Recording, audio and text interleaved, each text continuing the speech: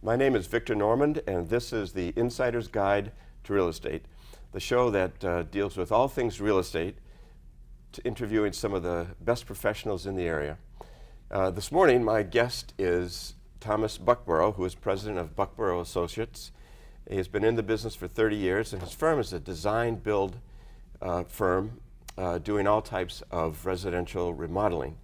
Let's get right to it. Welcome, Thomas. Good morning, Victor. Good to be here, I'm sure. Thanks for having me. Great. So let's talk. Your firm is a design-build firm, and we'll get into that in greater detail later on. But to just suffice it to say at this point that you design remodeling projects and actually execute them. Absolutely. That's okay. So now I've invited you to my house. I wanted to, let's start in the kitchen, which seems to be a place where many, certainly large remodeling projects are undertaken. Kitchens where there is heat and cold and water and all those things that tend to wear out building components. And so you're in my kitchen, it needs remodeling. I'm very happy that you're there to run the whole job for me, but you need me to do some things for you. Where do you begin? What do you need from me? Well, most importantly for a design build project, you start with gathering a lot of information about the client, how they use the space, what's important to them. Everybody has a different style, how they live, how they want to use the space, what's important to them. So a lot of information gathering goes on first through both verbal questions and written questionnaires, and looking at photos and pictures of things that you like. That's where I get started. Okay, so right now I'm thinking that you were going to take over this whole job, but it turns out I'm going to have to participate in this. So you need to calm me down, and I don't really know where to begin. My kitchen needs complete remodeling. Where might you start with me? What questions might you start with? Well, I'd ask how many people are in the kitchen. Are there more people than one that like to cook? Do kids like to cook? Are there pets that live in the house? All the rooms that spin off of the kitchen, like the mud rooms and pantries, are all part of the mix in considering kitchens and even living spaces that are adjacent and connected. So I would just ask you how you use all those spaces, what your hopes and thoughts are about them. Okay, so now I'm thinking this is going to cost me an awful lot of money. So you have an argument to be made that you need to spend the right amount of money to do a job correctly, but then also the sky's the limit in terms of what you can spend. So how do we get to what's a reasonable budget for a kitchen remodeling? So I would start by framing projects we've done in the past that are similar to what you're talking about, and see how you feel about that. And if those ranges aren't good for you, then we'd start to talk about what you might do without. If there's a way to limit the scope of work, or limit the quality of materials. And those are all the sort of things to help limit cost. Right. So I'm thinking I might be selling my house in 5 years, so I really don't want to spend that much on it, but you're going to try to talk me out of just doing things on the cheap. No, why is that? Right, so I don't believe in people investing a lot of money if they're not going to stay in their house. 5 years is about a shortest term where you might consider updating yourself. But when people are going to stay in their house not very long and they're really just thinking about resale value, then they're really not going to be doing it for themselves. They're going to be sort of picking really inexpensive materials that are just fresh, and it's likely that those materials aren't going to be something somebody else really wants. A new person that's going to buy the house is going to want to personalize it and buy things they like instead of generic things that might appeal to anybody, and they're probably going to get torn out much quicker. So it's not a very good use of materials. It's not good to waste materials that are just going to be torn out and not loved by somebody. Sure. So even if your time horizon is limited, you could be making a big mistake by not looking at some quality components and not looking at something that you really like and that's got some legs to the design that it will last for a while. So yeah, I believe that when people just choose things they like and the whole design ends up being very tasteful and well executed, even if it's your own taste, that it's going to appeal to other people because it's well done and well executed, and you don't need to just buy something that you think somebody else is going to like. That's sort of just besides the point and not very good approach. So you're saying a lot of homeowners are like me, that we really don't have any design sense, but we appreciate something really good when we see it. That kind of transcends the process. Let's talk about some of the specific components. Countertops, everybody thinks granite these days, but there are more options than that. What kinds of things do you have to choose from? Quartz is a really popular up-and-coming product that more and more people are using. Quartz is man-made mixture of one of the more abundant resources in the world, quartz, and mixed with binders and made into pieces that are very much like granite, and many people can't really tell the difference between granite and quartz, but it's man-made, so it's a little more, very stain resistant. That's its kind of biggest quality that people like, the stain resistance. It's they're making them more and more look like natural stones, but so that's a up-and-coming product, and very green because it's man-made and not quarried out of the earth. Bamboo butcher block. There's recycled paper. There's recycled glass. Lots of great possibilities out there. All within a reasonable price range of granite, pretty much, or like the recycled glass, and concrete is another one. Recycled glass and concrete are start to be quite a bit more than granite, but some of the other one, quartz is very close and in the same range as granite. And granite can have a huge range depending on the colors and textures. Yep. Now you mentioned bamboo. Bamboo can also be used for flooring.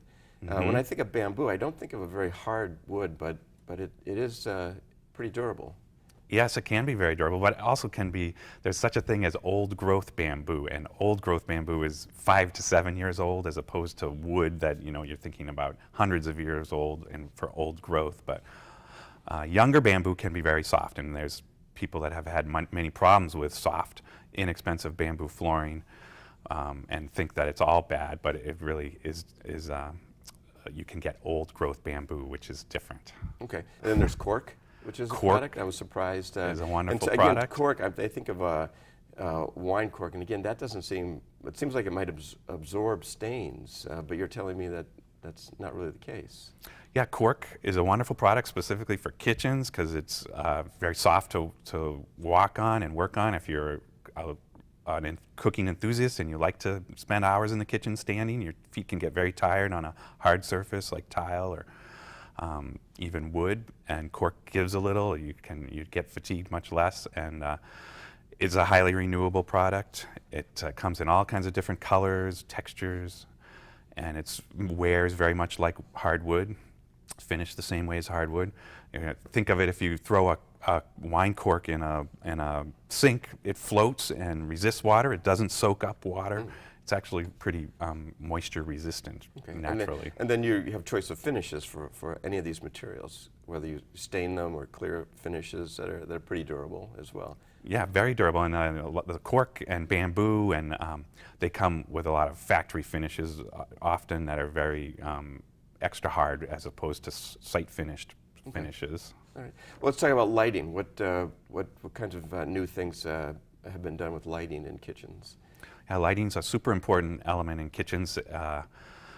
Lighting has come a long way. There's under cabinet lighting, LED lighting. There's often in kitchens that we work on, there's a lot of different layers of lighting. So you want to have a lot of layers for different functions and different social activities. Lighting control systems are another element that often gets worked in, where you you program all the different layers to come on in a few programmed scenes, they call them, where you might have a full-on party scene, you might have a late night scene, you might have a cooking scene. Mm-hmm.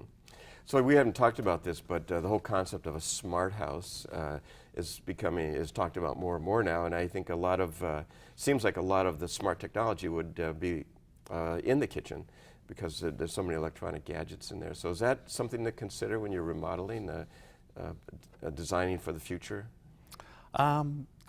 Yeah, so many things. Like 20 years ago, when smart houses first came on the market, everything was very new, and new technology, and everything was hardwired with Cat5 and hardwires, and now so much is wireless, and most of the technologies that are coming on now are really wireless. There's up and coming smart appliances that can tell you when you're running out of milk and things like that. It is really amazing, and all those appliances can be plugged in and controlled from your computer and everything. But it's all mostly wireless these days. So you don't need to plan ahead for including these in a project so much. Yeah, sometimes you might plan ahead, and it sort of depends on the situation and the technologies that you're interested in. So. Okay. All right. Well, let's go back to low technology. Let's talk about cabinets and kitchen cabinets. I know I've seen some of your work, and one thing I noticed in a cabinet design of yours is that you provided a space, a built-in space for a dog dish. And I know in my house the dog dish is in the middle of the floor, so I thought I was impressed with that. What other kinds of things might you include in cabinetry that people might not think of themselves? Yeah, pets are often a great thing to consider, and there's feeding station, there's places for cats to sleep, and often pet stuff gets in the way. So pets are a great thing to consider. Organization is one of the things that makes new cabinetry so much better than cabinetry from 20, 30 years ago. So there's all sorts of organizational inserts, there's silverware containers, there's ways to use corners, there's pullouts, and just all sorts of organizers that make cabinets really great. And we had an open house in a kitchen, and that's what everybody was fascinated with, was all of the inserts and organization that goes into them. That you can hide little step stools in the kick space that you can pull out and get to higher cabinets, and gain more storage for shorter people in the household. Yeah. So where do you go to online to see some of these things? Are there some websites that you're particularly fond of? I love houzz.com. HOUZZ.com is a great resource. Every client we work with on design, I send there to tag pictures of things that they like. And it's just like Google for the housing industry, and you can search under any kind of terms you want, search for any unique things, and you can save ideas, save your photos to idea folders for different projects that you have going on in your house.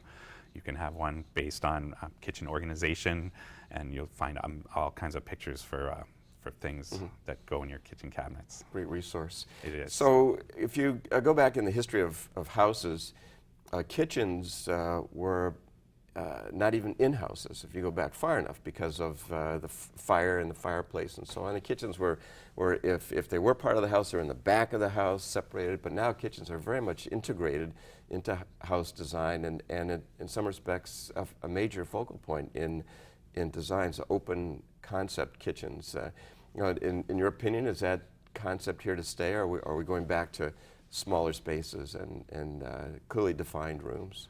I think open kitchens are definitely here to stay. Kitchens have become really sort of a statement about your lifestyle and how you live, and everybody goes to the kitchen. That trend is here to stay, at least for the foreseeable future. I can't see that going away in the next 50 years anyway. I think houses will tend to keep getting smaller, both for energy efficiency and formal rooms that don't get used much. Dining rooms and living rooms, we'll see less and less of those in new homes, and more sort of open living spaces. Not necessarily where everything's just open, it can still be defined, but kitchens and family rooms and dining rooms, eating spaces are all sort of going to be one big space. Yep. So in the course of conversation with a homeowner early on in the project, they might comment that, well, whenever we have a party, everybody seems to gravitate towards the kitchen. So you'd want to design the kitchen to accommodate that kind of socialization. What would you like to put into a kitchen that would make it work well as a place where there is socialization? Yeah, I think it's very important to have some sort of seating in the kitchen that's outside of the work zone where people are cooking, and some sort of counter seating that draws people to it, that's an attractive place for people, that's where they naturally go. Often try to put seating where you can see it from where most people enter the house, and you also want to keep them out of the work zone, and you want to have main refrigerators on the edge of work zone so that both guests can get to the refrigerator for drinks and cooks can get to it, but you don't want to keep them separate and able to be defined. So you're saying a good orientation, if you can do this, is when you enter a house that the kitchen is you know where the kitchen is, you can see the kitchen from the entrance. Is that? Sometimes it all depends on the unique situation. Right.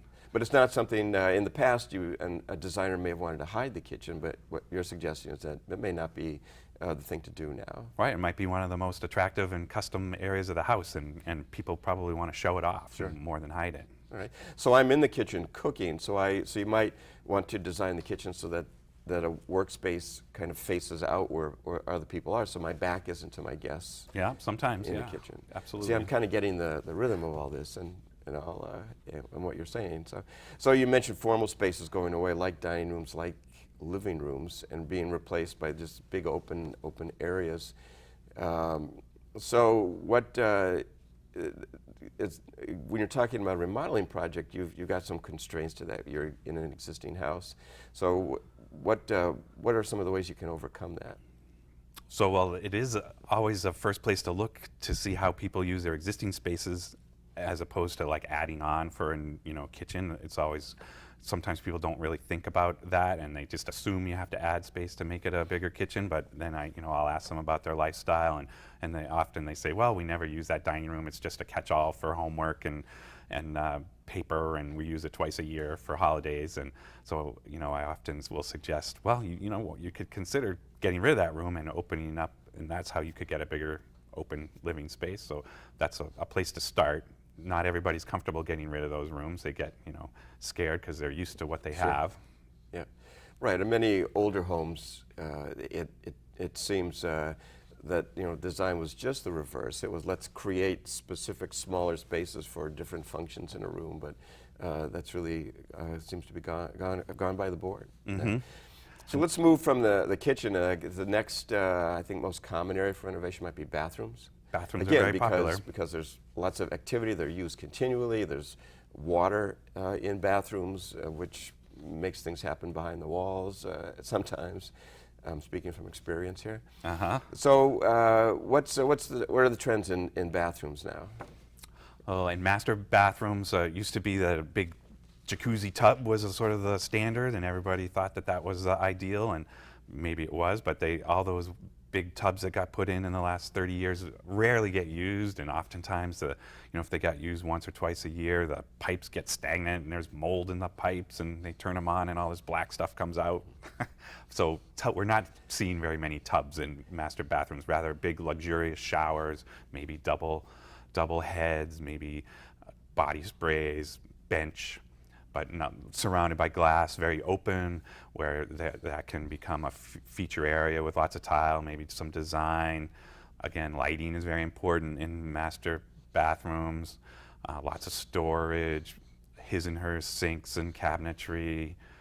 Those are some of the popular trends. So heated floors is another one. Sure. So bathrooms, there's a socialization element there as well, with double sinks and compartments within bathrooms. Sometimes toilets can be in separate compartments. Sometimes his and hers sections can be in separate compartments. Sure. I was not long ago in a high-end house where they actually had a fireplace in the master bath. In fact, the master bath was so big it had a half bath in the master bath.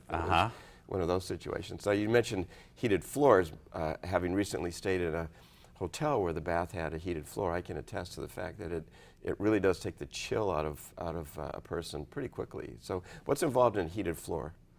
So you can do heated floor either with electric elements, which is much less expensive, or you can do it with hydronics, and hydronics is very expensive comparatively.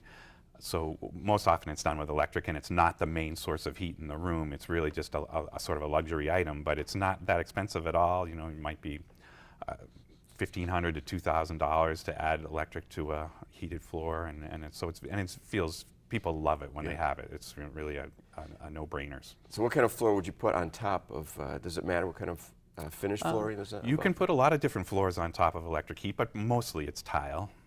Which is often, it conducts heat and cool pretty quickly, so tile is actually kind of a cold surface if it's not heated, but the reverse happens when it is heated. It heats up pretty quickly and very comfortable. And they are controlled by a thermostat, which is on a timer, and you can have it come on 2 hours before you get up and have it turn off, an hour after you're sure everybody's done with the bathroom, and so it doesn't waste electricity.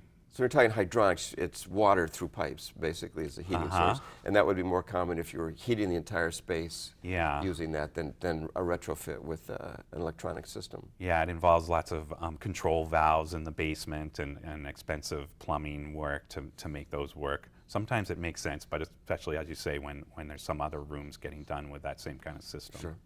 Sure. So nothing to be concerned about having electricity running around your feet when you're stepping out of a shower? Nope, absolutely not. It's got to keep the shower has to keep water out of the rest of the structure, and it keeps it away from the electricity at the same time. Okay. And it's low voltage as well. So very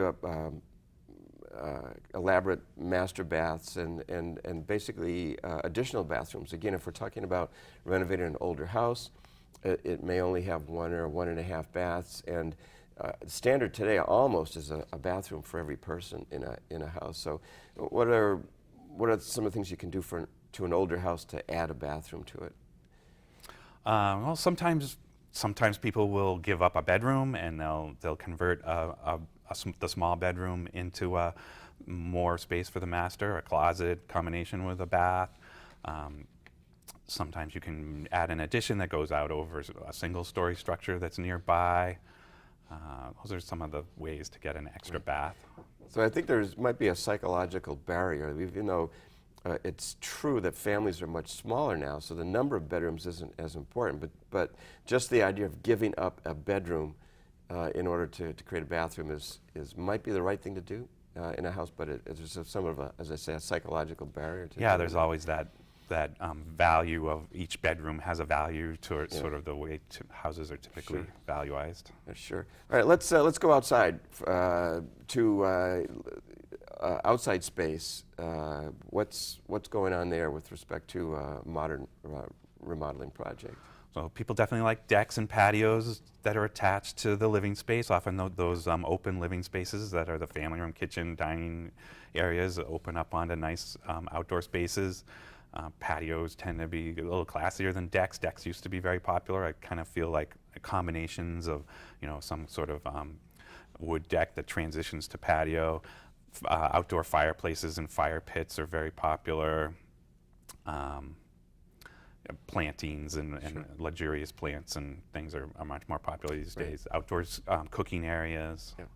Swimming pools. Swimming pools. Some very narrow interest in swimming pools around here in this part of the country? Yeah, just because of the seasonality of it. But we have worked on a couple of pools recently where we've enhanced outdoor areas around them, and people who have them love them. Sure, and trying to create a privacy to make the outdoor space feel like an extension of indoor spaces, I assume. Yeah, very much. You want to draw people out and make it feel like it's part of an extension of the indoor space. Okay.